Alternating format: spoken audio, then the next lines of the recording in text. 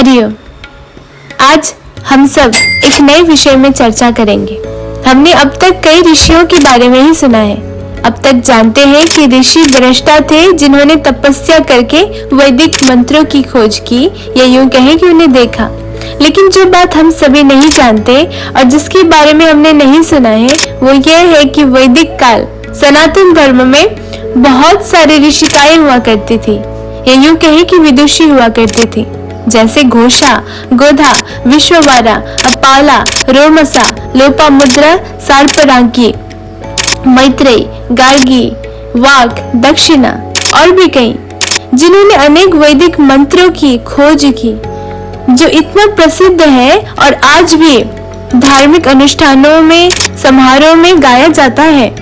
ये महिला दृष्टा या ऋषिकाएं वेदों की प्रसिद्ध व्याख्याकार थी, जिन्होंने अपनी तपस्या, गहन ध्यान के माध्यम से शाश्वत वैदिक ऋचाओं को साकार किया और सर्वोच्च ज्ञान और शक्तियों का प्रकाश फैलाया। ये उल्लेखनीय है कि महिला ऋषिकाओं ने कई मंत्रों का योगदान दिया, जिनके बिना वेद, जो हमारे सनातन धर्मों की नींव है, मानव जाति के लिए अधूरा और अर्थहीन होता। केवल वो मस्तिष्क जिसके पास अपार ज्ञान और अपार बुद्धि हो तो ही समझने की क्षमता रख सकता है।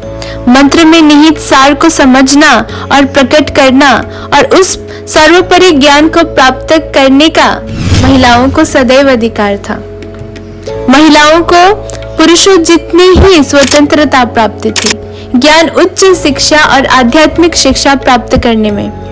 पुरुष और महिला वर्चस्व, अधिकार, शासन का तो कोई सवाल ही नहीं आता था जब ज्ञान प्राप्त करने की बात आई। हमारा सनातन धर्म ही एकमात्र ऐसा धर्म है जहां महिलाओं को ब्रह्म विचार के समान अधिकार प्राप्त थे।